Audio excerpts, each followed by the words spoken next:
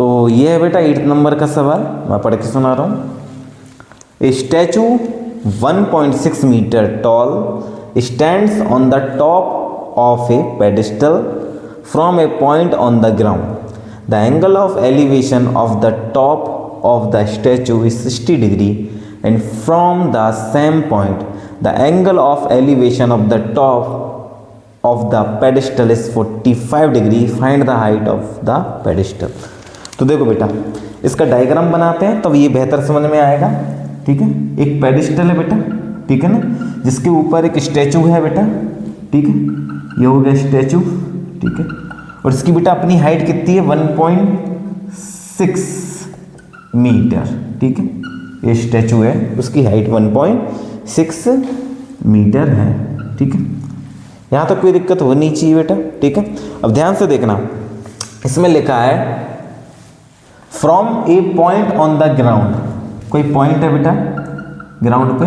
ठीक है, the angle of the elevation of the top of the statue 60 degree.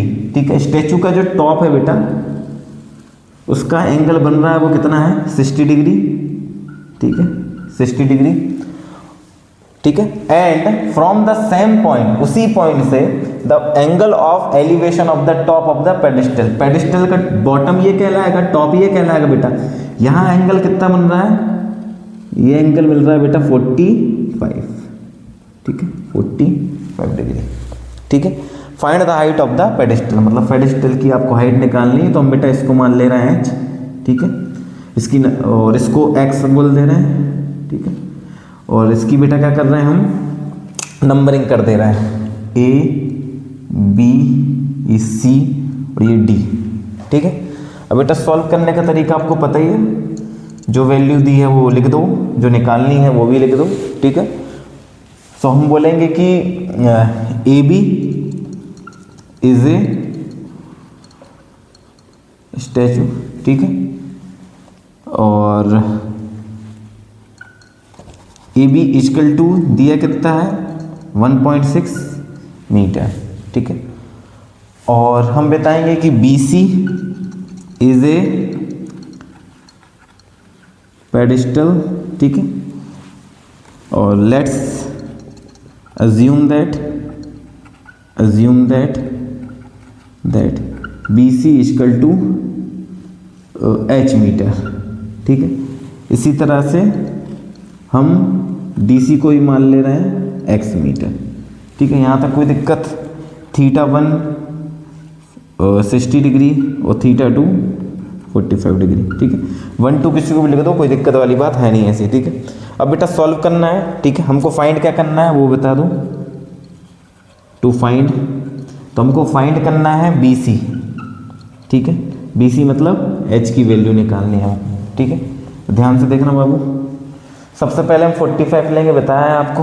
ठीक है, इजी हो जाएगा सवाल। BDC कौन सा ट्राइंगल ले रहे हैं, इन ट्राइंगल BDC। ठीक है, तो BC ये परपेंडिकुलर हो गया बेटा, और DC या CD बात एक ही है, ये बेस हो गया। इन दोनों से मिलके बनेगा tan theta.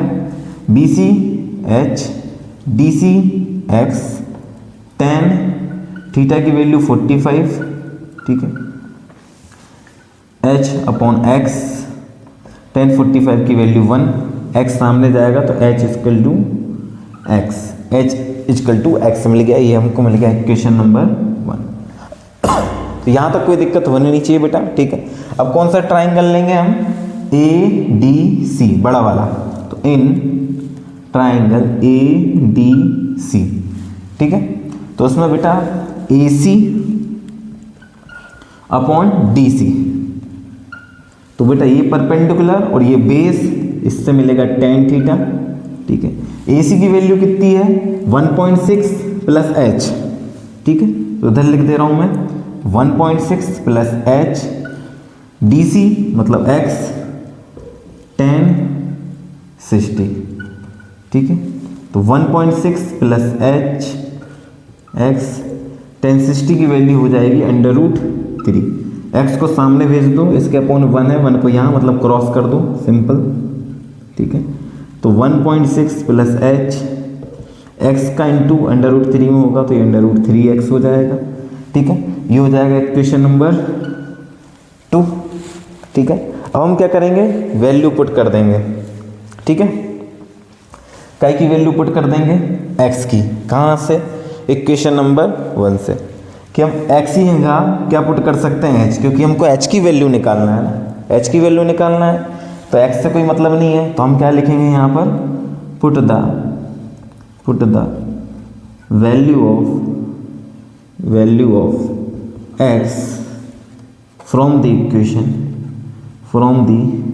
Equation number 1 to equation number 2, ठीक है। अब ध्यान से देखना बेटा, इतना मैं मिटा रहा हूं, ठीक है। अब बेटा देखना, ठीक है ना, तो इक्वेशन नंबर 1 से x की वैल्यू जो है वो इक्वेशन नंबर 2 में हम पुट कर रहे हैं। तो देखो 1.6 प्लस h √3 और x से बेटा x यहाँ हमें कितना रखना है, h, तो ये हो गया h, ठीक है। अब एक काम करो, h को उधर भेजो, ठीक है, तो h उस तरफ जाएगा तो माइनस का हो जाएगा, ठीक है। अब देखना इधर ध्यान से, h को कॉमन ले लो तो यहाँ बचेगा √3 -1, ठीक है। h निकाल लिया तो यहाँ √3 और यहाँ बेटा h निकाल लिया तो इसको इंटू 1 तो था तो 1 आ जाएगा। अब h की वैल्यू चाहिए तो उसको नीचे भेज दो, तो 1.6 ये वैल्यू अपॉन में आ जाएगी नीचे, ठीक है, आपको मिलेगा सामने h। अब बेटा आंसर तो ये भी ठीक है लेकिन इसको और सिंपल किया गया है, ठीक है, ध्यान से देखना। तो बेटा आपको पता है कि हम क्या करते हैं, हर का परिमेकरण मतलब रेशनलाइजेशन करते हैं। तो बेटा अगर इस तरह की वैल्यू नीचे आती है तो हम क्या करते हैं कि साइन चेंज करके ऊपर नीचे इंटू कर देते हैं, ठीक है। तो ध्यान से देखना इधर 1.6 ये माइनस है बीच में, तो ये साइन चेंज होके ऊपर नीचे क्या हो जाएगा, इंटू हो जाएगा, ठीक है, ठीक है।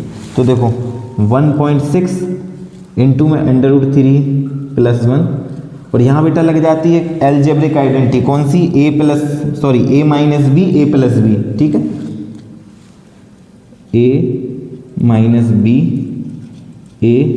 - b जो कि होती है a² - b², ठीक है। तो ये हो जाएगा a² - b², ठीक है।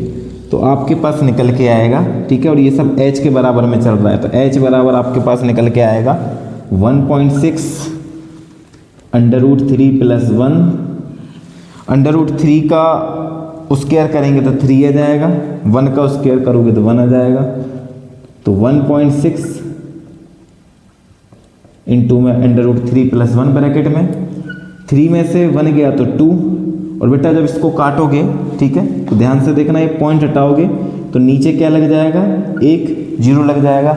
अब इसको काट लो इत्मीनान से तो हो जाएगा 2 8 जा 16, ठीक है।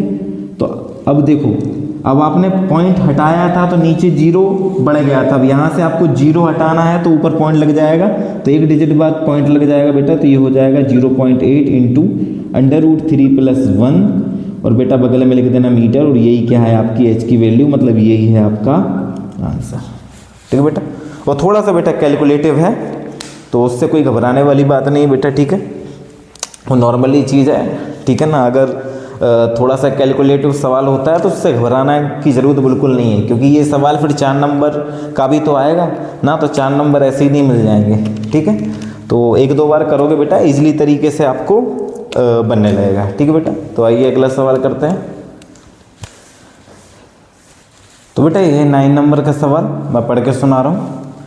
The angle of elevation of the top of A building from the foot of the tower is 30 degree and the angle of elevation of the top of the tower from the foot of the building is 60 degree.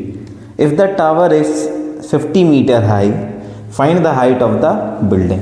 ठीक है बेटा, तो ध्यान से देखना। तो एक tower बेटा, उसके सामने एक बिल्डिंग है, ठीक है। अब देखो इससे समझेंगे तो सवाल बेहतर समझ में आएगा, ठीक है।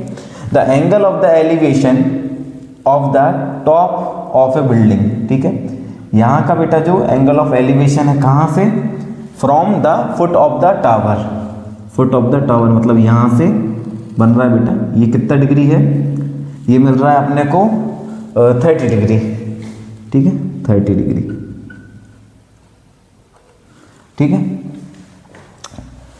And the angle of the elevation of the top of the tower, ठीक है, टॉप ऑफ द टावर मतलब यहाँ का, from the foot of the building, building के फुट से ना, ये कितना मिल रहा है 60 डिग्री, ठीक है। If the tower is 50 metre high, ये टावर की हाइट दे दी 50 मीटर, ठीक है। तो हमको निकालना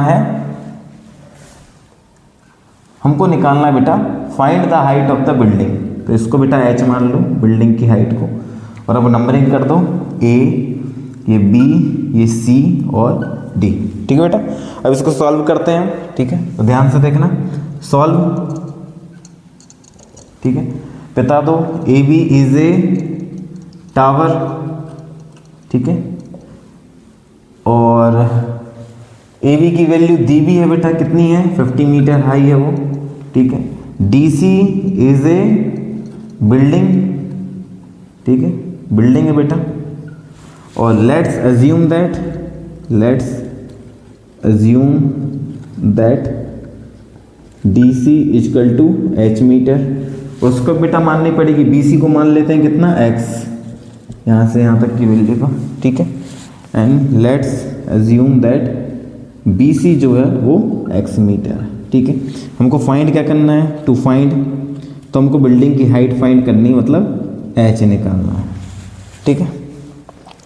तो सबसे पहले हम क्या करते हैं बेटा, हम कोई सा भी एंगल ले लो, कोई दिक्कत नहीं, 45 तो है नहीं, ठीक है। तो हम ले रहे हैं ये छोटा वाला बेटा डी बी सी, तो in triangle D B C, ठीक है, तो D C upon B C, ठीक है, तो ये परपेंडिकुलर और ये बेस क्या मिलेगा tan थीटा, डी सी की वैल्यू h, बी सी की वैल्यू x, और tan 30 बन रहा है बेटा, tan 30, ठीक है। तो h अपॉन x, tan 30 की वैल्यू है 1/√3, ठीक है, क्रॉस कर देंगे बेटा, तो हो जाएगा h into √3 equal to x into 1, ठीक है। तो √3h मतलब √3 को पहले लिख लिया, h को बाद में, और सामने x बन जाए x, ये मिल गया आपको इक्वेशन नंबर 1, ठीक है। अब देखना बेटा ध्यान से, अब कौन सा ट्राइंगल ले लेते हैं, बड़ा वाला A C B, triangle A C B, ठीक है, इन और लिख लेना, in triangle A C B, ठीक है। A B upon B C, tan ही मिलेगा बेटा, ठीक है, क्योंकि ये परपेंडिकुलर है, ये बेस है, तो ए बी मतलब 50, बी सी मतलब x, tan थीटा मतलब 60 डिग्री, तो 50 अपॉन x, और tan 60 की वैल्यू होती है √3, ठीक है, अपॉन में 1 का इंटू 50 में होगा बेटा, तो 50 √3